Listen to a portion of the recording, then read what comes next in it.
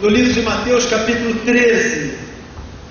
O Evangelho, ele é das coisas mais simples apresentada nas Escrituras Sagradas, apresentada pelo Espírito de Deus ao homem. Nós aqui complicamos muito com nossas teologias, nossas complicações, mas eu quero olhar para esse texto porque é exatamente numa ação simples como essa, a narrativa. Diácono é para essas coisas, né? Obrigado, Valdir. O texto é Mateus 13. Uma das ações mais simples que nós temos é a apresentação do Evangelho. Ele usa ilustrações e nós vamos nos debruçar sobre uma delas agora, para poder aprender e lembrar qual a essência da coisa que nós cremos, que nós alicerçamos a nossa vida. A passagem é Mateus 13, versos 31 e 32. Segure um pouquinho, porque realmente eu esqueci, eu avancei preocupado com o horário, mas nós estamos num bom tempo ainda. São no relógio da igreja, são 8 horas e 30 minutos. Eu quero terminar toda a nossa programação, se Deus quiser, 9:05, estourando, nós estaremos concluindo nossa programação. Mas eu preciso fazer, é o momento que eu tinha mencionado anteriormente. Eu peço que os nossos diáconos, vocês estão com, Felipe tem em mãos, né? Vamos distribuir entre os diáconos. E eu gostaria que todos os irmãos presentes, membros da nossa igreja, se você é visitante, fique à vontade, conforme o seu querer, mas os membros da igreja, gostaria que você recebesse um envelope. Pode ser que você não tenha oferta para dar, dízimo para dar, não é a preocupação nesse instante. Eu, por exemplo, já fiz isso de manhã, já dei o meu dízimo de manhã. Eu vou ofertar novamente, mas é um ato voluntário, mas eu quero que você simbolicamente pegue o envelope agora. É a primeira ação que teremos a fazer nesse instante. Vamos fazer chegar a você um envelope que representa parte do nosso engajamento na obra do Senhor, nesta igreja.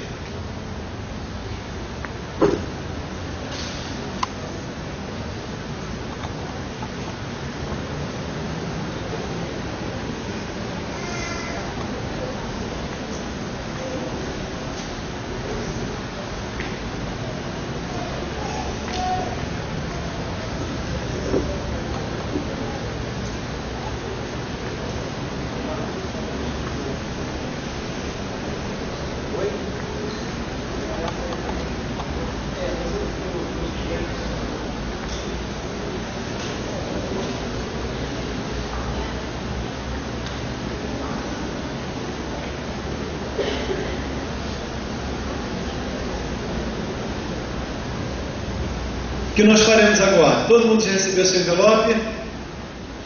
E eu repito, se você não tiver uma oferta, não é para você se preocupar, tá bom? É para você entregar agora o que você tem no seu coração, mas a sua preocupação não deve ser necessariamente se você não trouxe uma oferta. Fique tranquilo, eu quero tranquilizar todos.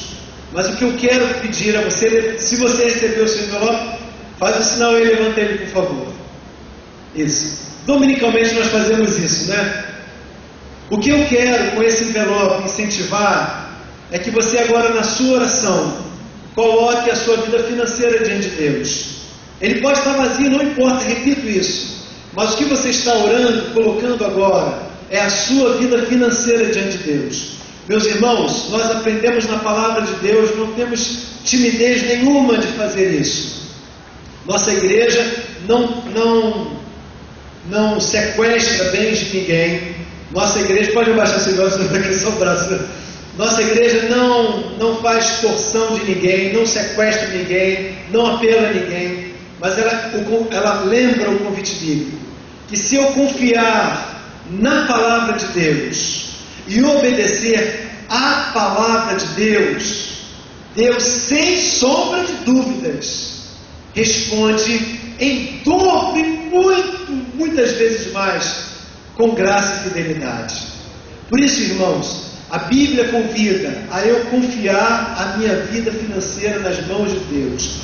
Hoje, quando nós abrimos oficialmente a campanha Entrega Total, nós estamos falando de uma área da nossa vida que muitos irmãos ainda não entenderam, porque eu sei que os irmãos têm conta para pagar. Eu também tenho. Eu tenho coisas, eu tenho um projeto na minha vida, irmãos, que eu estou adiando há 10 anos. e ainda não consegui executar. E o desafio é tirar um pedacinho daquilo que é de Deus, para que o sonho de Deus se realize na minha vida também. Nada disso. Nada vai roubar aquilo que é de Deus da minha vida. Porque Deus, irmãos, tem hora certa para tudo na nossa vida. Hoje eu fui na hora da ministração do louvor, fui desafiado a entregar isso de novo ao Senhor e a descansar no Senhor. E eu fiz isso. Quando eu cantei que Ele me ama, eu estava confiando que Ele podia cuidar de toda a minha vida. E eu estava entregando ali naquele momento toda a minha vida, todos os meus sonhos, meus filhos, minha mulher, minha existência, meu ministério nessa igreja, toda a minha eternidade. Está tudo, Senhor, nas Tuas mãos. Agora, irmãos, por que eu roubaria de Deus? O que eu quero, ao convidar você de novo, ao levantar o seu envelope, é que você esteja entregando ao Senhor sua vida financeira. Confie nele, faça prova dele, e Ele, de forma maravilhosa e alegre, mostrará o seu poder na sua vida financeira também. Se você quer isso, levante seu envelope, agora de verdade, né? Vamos dedicar ao Senhor. Pai, nós estamos entregando, alguns simbolicamente, outros materialmente, aquilo que, humanamente falando, em nossa cultura social, se preza muito, que é o dinheiro. Nós não dependemos dele, nós dependemos é da Tua graça. Nós não dependemos meramente do nosso esforço, do nosso braço, da nossa capacidade. Nós dependemos é do Senhor, que nos enche de força para trabalhar, de honestidade para ganhar o dinheiro, e Tu multiplicas, Senhor, dando saúde, graça, alegria de viver, exultante vibração para poder encarar os problemas e vencê-los um a um em nome de Jesus. Estamos entregando a Deus com todo o coração e intensamente esta área da nossa vida financeira. Ela pertence ao Senhor. Toda vez que o diabo roubou de nós a tranquilidade, a confiança, a fé e a esperança em Ti, nós declaramos o diabo derrotado em nossas vidas na área financeira, porque ela agora está sendo entregue ao Senhor. Queremos ser fiéis ao Senhor, queremos obedecer a Tua palavra, queremos ter a alegria de dar o nosso dízimo, queremos ter alegria em contribuir dominicalmente para a Tua obra, com muito, com pouco, não importa, Senhor, mas com as nossas ofertas repletas de alegria, porque sabemos que o Senhor, em muito e em abundância, já nos tem sido fiéis. Ó Deus fiel, fiel, fiel, Tu és maravilhoso, e consagramos as nossas vidas financeiras em Tuas mãos, em nome de Jesus, amém. Glória a Deus. Irmão, o diabo está derrotado na sua vida financeira, amém? Glória a Deus. Agora vamos devolver ao Senhor nossos dízimos e ofertas. Vamos ter que cantar de novo. Cadê o Carlos Silvestre? A Deus demos glória. Cadê o Carlos? Carlos não está. Oi? O Júnior! Vem cá, Júnior, é verdade. Tem bateria, Felipe? O senhor voou, cara. Vai pegar mal, né? Aí, a Deus demos glória. Enquanto cantamos, vamos devolver nossos dízimos e ofertas. Manda bala, Júnior.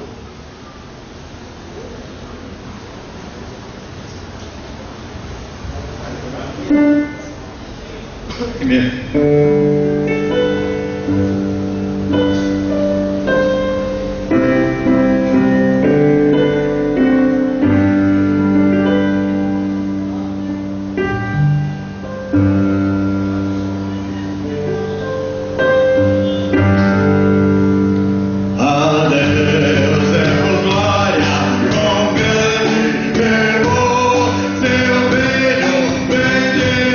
Por nós outros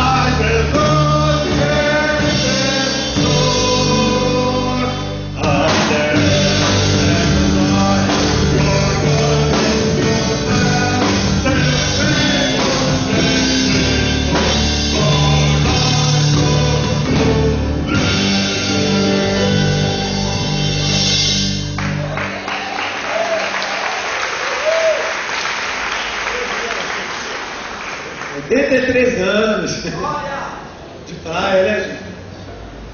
Vamos agora ao texto bíblico, irmãos, Mateus capítulo 13. Essa é a passagem que vamos nos debruçar e pensar nesses minutos naquilo que a palavra de Deus nos ensina. Mateus capítulo 13.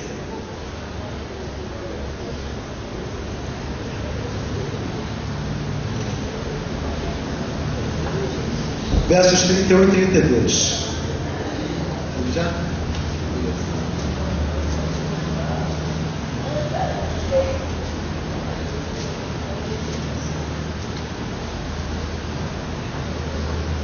Na tradução que eu tenho aqui, diz assim: se você tem alguém perto de você sem a Bíblia, vamos emprestar para que possam acompanhar também. Outra parábola lhes propôs, dizendo: o reino dos céus é semelhante a um grão de mostarda, que um homem tomou e plantou no seu campo, o qual é, na verdade, a menor de todas as sementes, e crescida é maior do que as hortaliças, e se faz árvore, de modo que as aves do céu venham aninhar-se nos seus ramos. Ó Pai, usa essa palavra, pelo Teu Espírito Santo, entre nós. Amém. Meus irmãos, a parábola da semente, como disse anteriormente, ela traz no seu cerne alguns ensinamentos muito claros, meio que óbvios do Evangelho, que nós conhecemos bastante, mas que é uma mensagem, irmãos, tão poderosa em si. A gente tem que arranjar um culto melhor, né? Vamos comprar aquele bacana, bonito de acrílico, né? Que fica apertadinho aqui. Eu estou me arranjando, estou me virando aqui. Mas essa é a mensagem que nós vamos então nos ater, nos prender. Você acompanhou, viu a sequência do que nós estamos apresentando ali? Boa ideia mesmo, passar a fazer isso, né?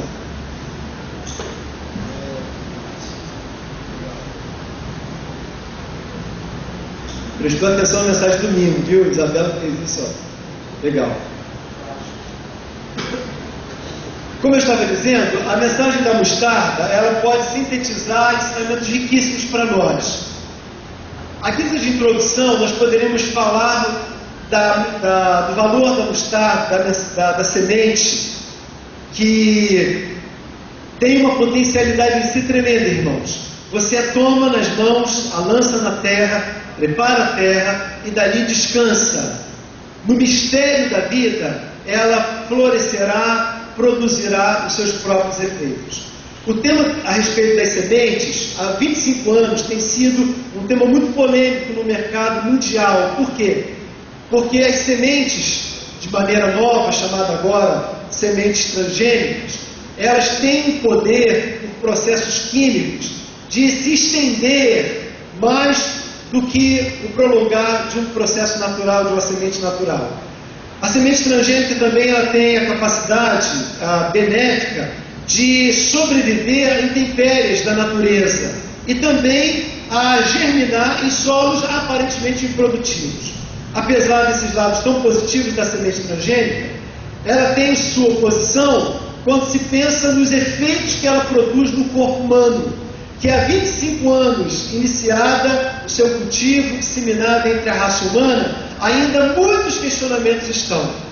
Porém, irmãos, está diante de nós a palavra de Deus falando de uma semente diferente dessa, que não é química, não é orgânica, ela não é produzida no laboratório ou meramente produzida por frutos da natureza, mas ela é espiritual, que há mais de 21 séculos está apresentada ao homem, e todo homem que nela crê, toma dessa semente, coloca no seu coração como uma terra fértil. Essa semente poderosa da palavra de Deus produz efeitos maravilhosos, maravilhosos. Nós estávamos num passeio da igreja, no ano passado, ano retrasado, na sinuquinha, brincando, quando eu fiquei assustado mesmo, vendo, e o esposo da Rita, da Rita Maciel, Adilto, começaram, eles arrebentaram, estavam dentro. Onde você está aprendendo a jogar esse negócio? Aí eles me chamaram no cantinho e falaram: ó, pastor, a gente aprendeu isso aqui antes da nova fase. Os dois viviam na beira de botequim e aprenderam o negócio da tal da sinuca. Até hoje jogam muito. Eu também jogo muito mais ou menos, mais para menos que para mais. Mas eles, irmãos, sabe aquela jogada assim que vai lá e eles fazem aquilo? Porque eles aprenderam ao longo dos anos, enquanto se embebedavam, se estragavam, perdiam a sua vida. O poder do Evangelho fez arrancar a vida desses dois homens do botequim e colocou-os como nova criatura. Glória a Deus por isso, irmãos.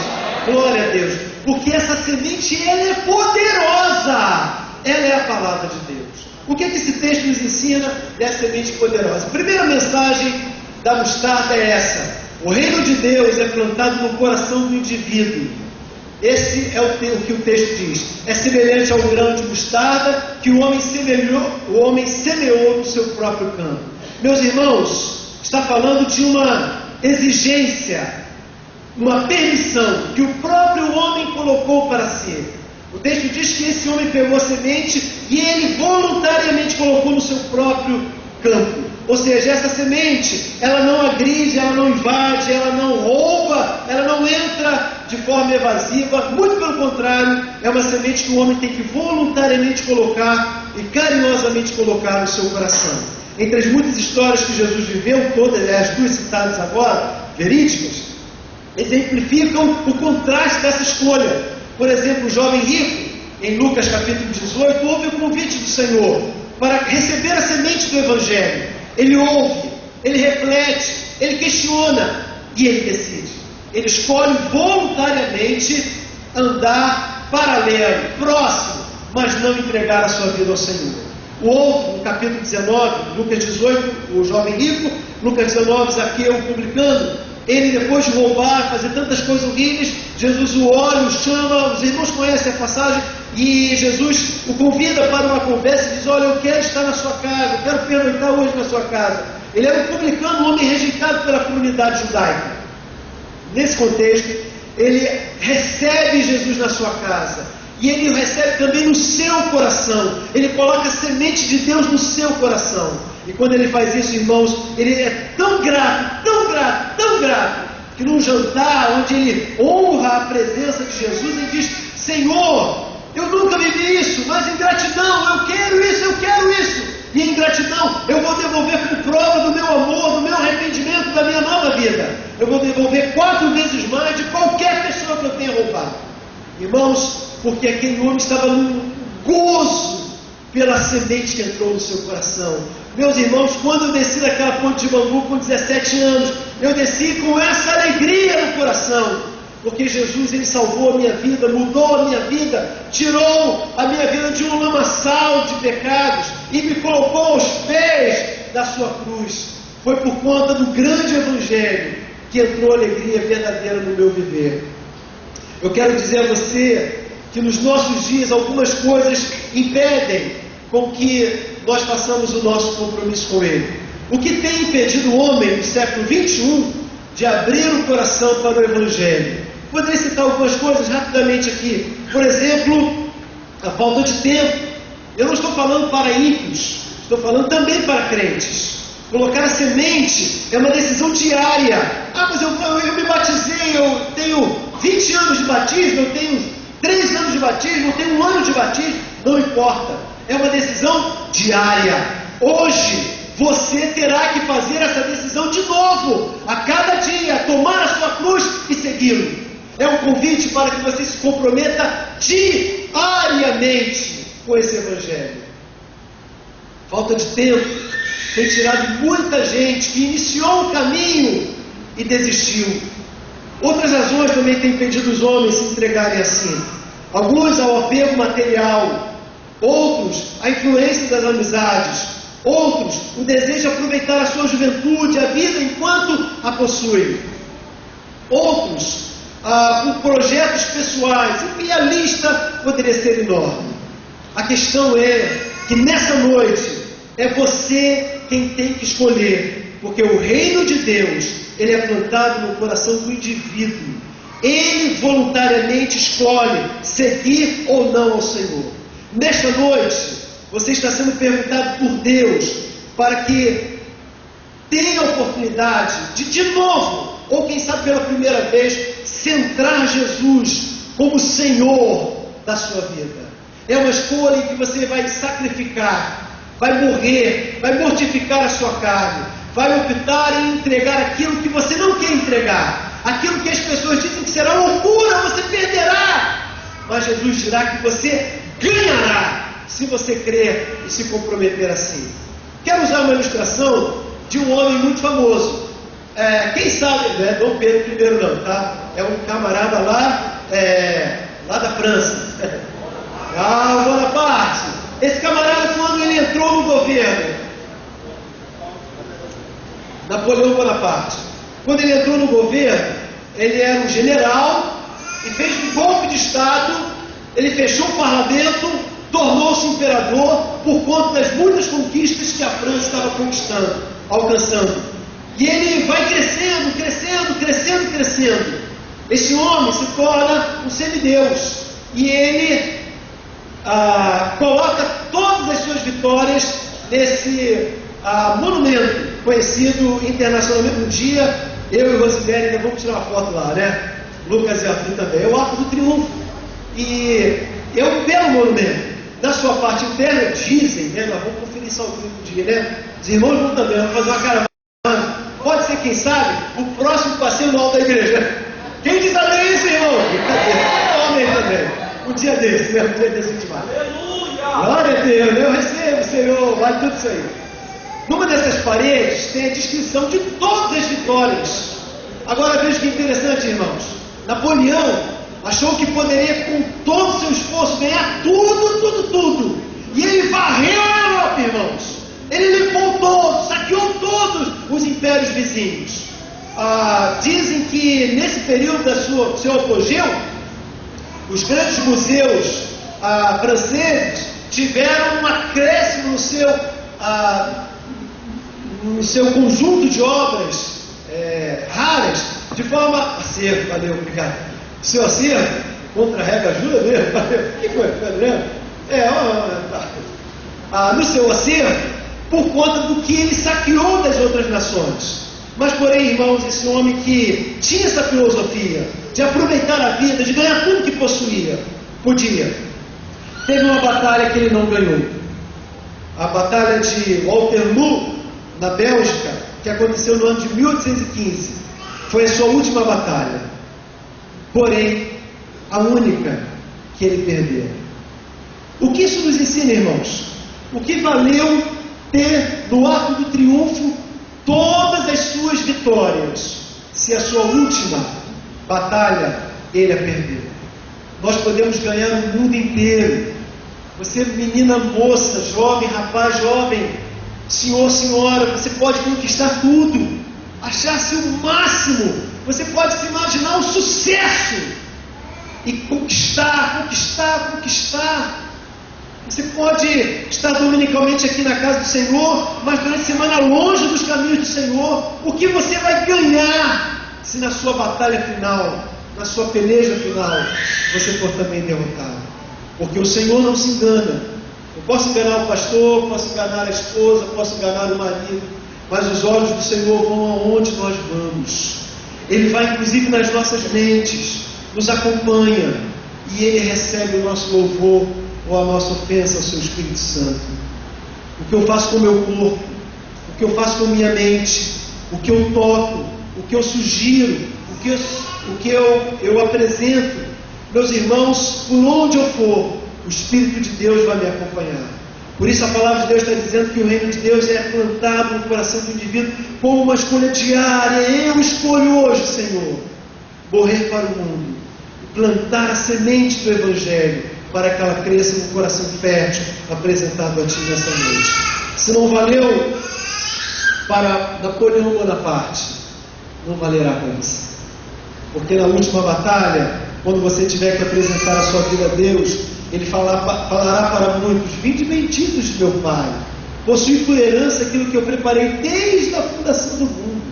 Ou também dirá: afastai-vos de mim, malditos, para o fogo eterno. Uns dirão: Senhor, em teu nome expulsei demônios, em teu nome fiz e aconteci. O que Ele dirá para essas pessoas, irmãos? Fora, nunca vos conheci. não é um rol de membros, mas é o nome no livro da vida. Glória a Deus! Os discípulos voltaram, irmãos, animados. Nós expulsamos demônios, fizemos e acontecemos. Jesus olhou nos olhos deles e disse: alegrem-se, não por isso, mas alegrem-se, regozijem-se, vibrem com seus corações, porque os seus nomes estão no livro da vida. Essa é a nossa alegria, irmãos. Essa é a razão da nossa vida, é a nossa grande conquista. Não conquiste seus amigos, não conquiste os bens materiais, não conquiste sua profissão, faça tudo isso, mas a sua grande coroa, a sua grande conquista precisa ser, tem que ser a sua comunhão com Deus. Como eu faço isso, irmãos? Nessa noite eu confesso os meus pecados, decido de coração sincero diante do Altíssimo abandoná-los na cruz do Calvário, renunciá-los, romper os meus laços, quebrar meus pactos, tirar as minhas prioridades, transformá-las aos pés do Senhor e colocar a semente do Evangelho no meu coração. Segunda mensagem do Evangelho, apresentada na mensagem da mostarda, é esta aqui. A segunda mensagem: o reino de Deus tem um caráter humilde, mas um conteúdo de poder. Conteúdo de poder, um caráter singelo, simples, mas um conteúdo de poder. Olha o que a palavra de Deus diz. Essa semente plantada voluntariamente no coração, na terra daquele homem, diz: é a menor de todas as sementes, mas crescida, olha o destino dela, crescida, torna-se maior do que todas as hortaliças, virando uma árvore. Virando uma árvore. Que interessante, irmãos. O sentido dela é de crescimento. Ela é uma semente, a menor de todas. Ela vai virar uma hortaliça. Ela vai se transformar num arbusto. Ela vai se transformar numa árvore, que de todos os lados pássaros virão aninhar-se sobre ela.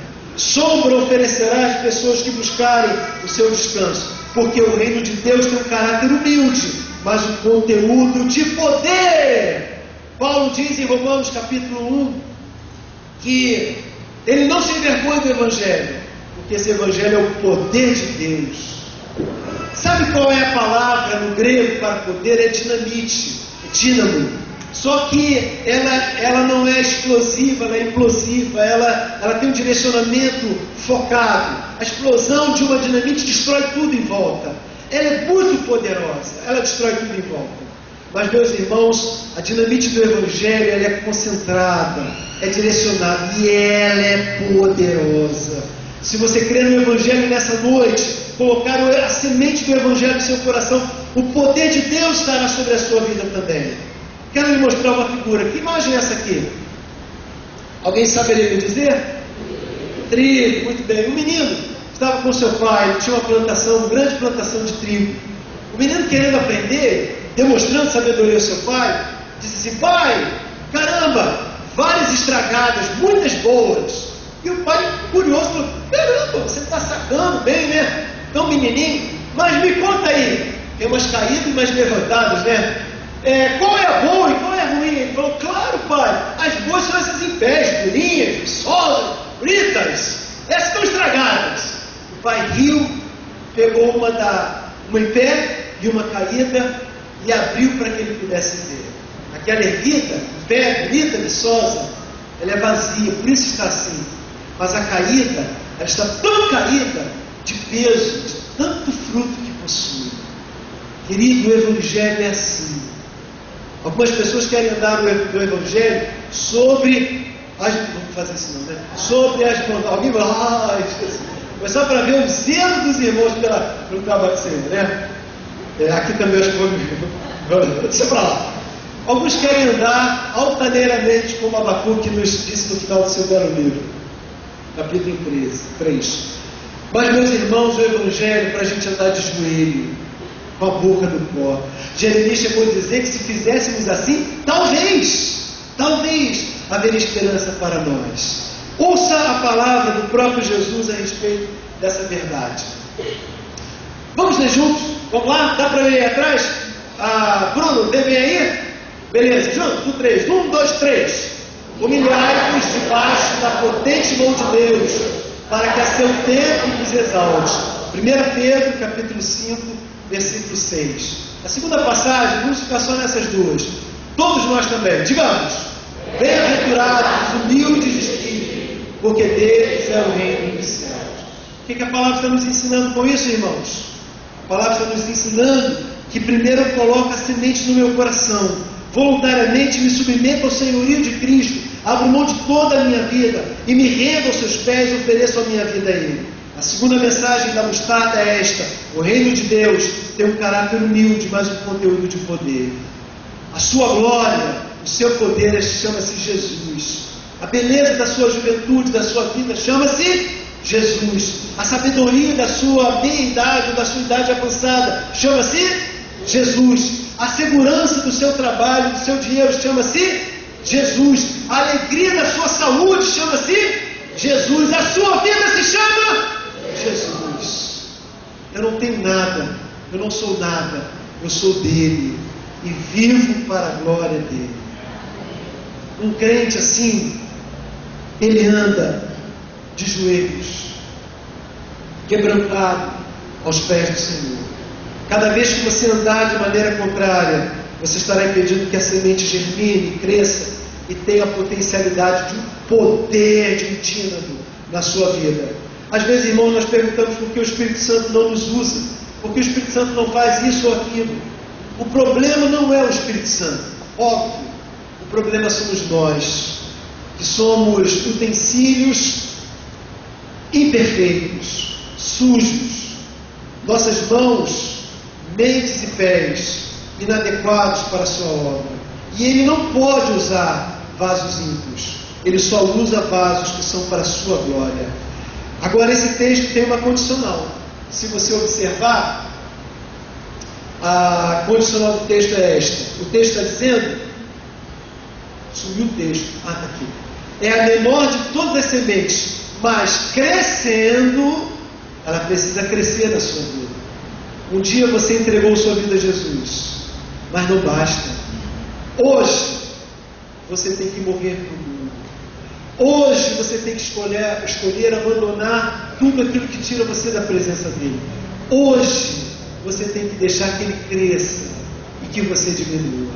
Porque essa mensagem está falando de um reino que quer nascer em você, com um caráter humilde igual ao da manjedoura, mas de um poder, de um conteúdo de poder igual àquele que voltará em glória e levará a sua igreja para si. Terceiro lugar, essa mensagem, poderosa mensagem da palavra de Deus, a mensagem da mostarda, nos diz que o reino de Deus ele tem uma meta. O reino de Deus tem uma meta. O texto diz que de sorte que as aves dos céus venham aninhar-se nos seus ramos. Irmãos, que maravilha! Quando o reino de Deus brilha poderosamente na minha vida. Diz o texto, irmãos, que a árvore não está fazendo nada. Ela só fez o que deveria fazer. Ela deixou que o Evangelho crescesse e ela virou uma árvore.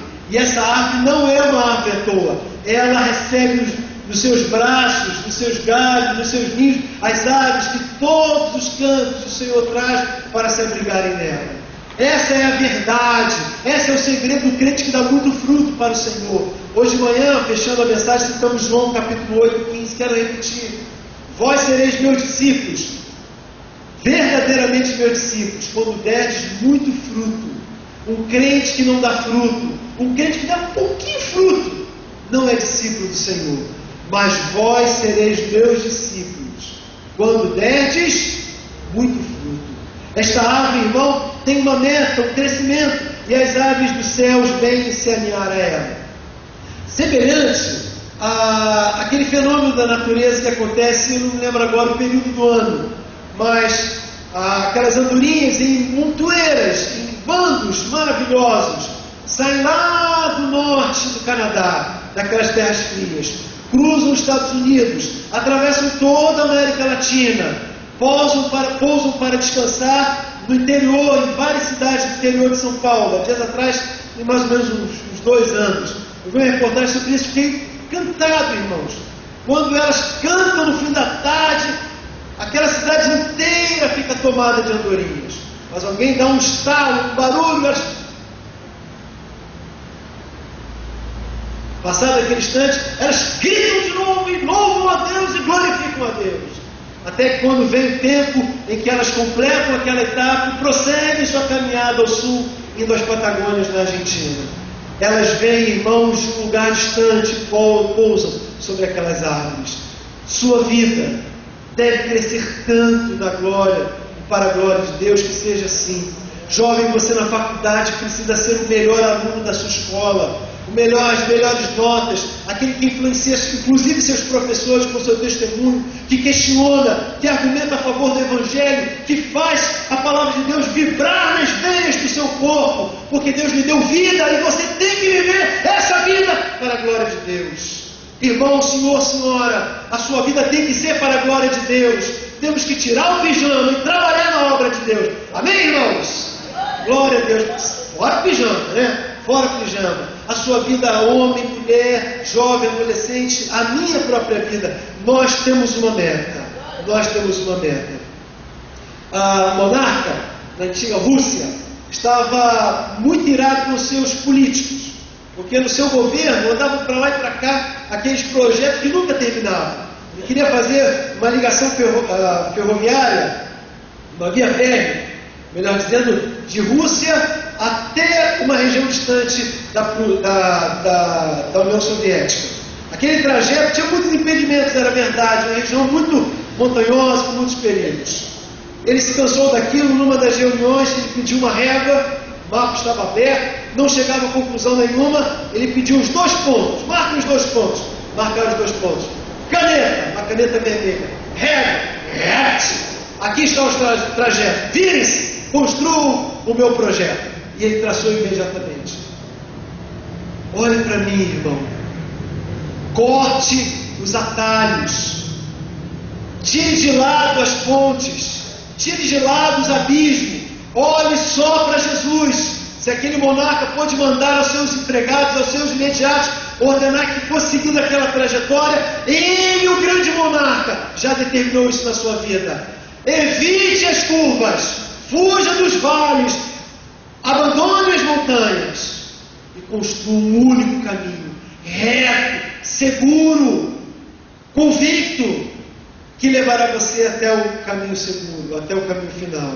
Jesus, irmãos, traçou um caminho para nós, e essa é a meta. A meta do reino de Deus é alcançar o seu coração, fazer que esse evangelho cresça na sua vida, multiplique-se em muitos outros, até aquele dia quando você receberá uma coroa, e o Senhor tomará você nos braços e dirá: pode entrar, a casa foi preparada para você.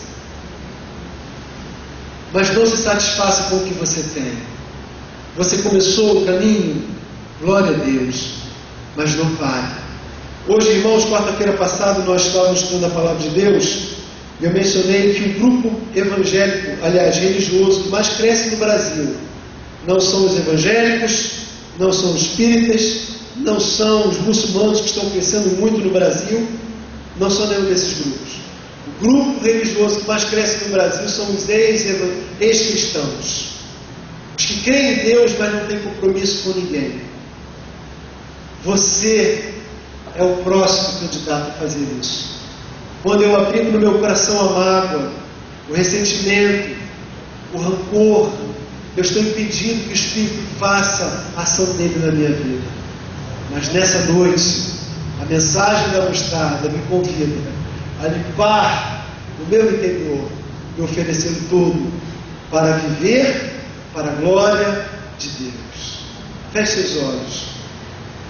Senhor, nessa noite estou ouvindo a Tua voz, ela está falando a minha vida, e eu me preocupo com ela, eu a levo a sério, eu creio em Ti, mas Senhor, os impedimentos são tantos, parece que exercem mais força do que eu mesmo.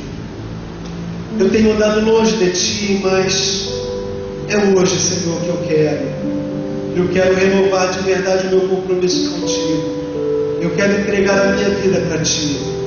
Eu quero entrar na campanha da minha igreja, eu mesmo sendo um exemplo disso. Eu quero abandonar tudo, Senhor, que me afasta de uma plena e poderosa ação do Teu Espírito Santo em minha vida. Eis-me aqui, Senhor.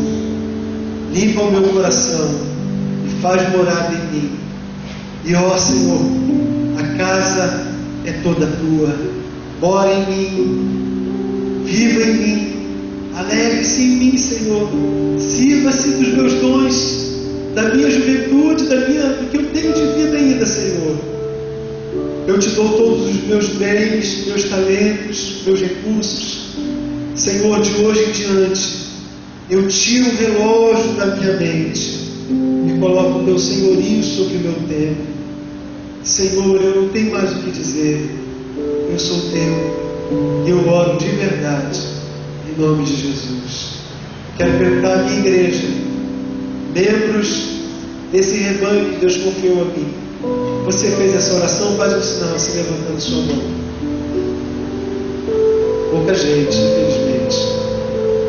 Mas eu oro que Deus veja o seu coração, porque na sua vida, irmão, vai haver uma explosão de poder, porque o Senhor vai atender o seu pedido e Ele vai glorificar-se na sua vida também. Viva para a glória de Deus. Vamos dar uma salva de palmas ao Senhor, irmão, na sua palavra. Glória.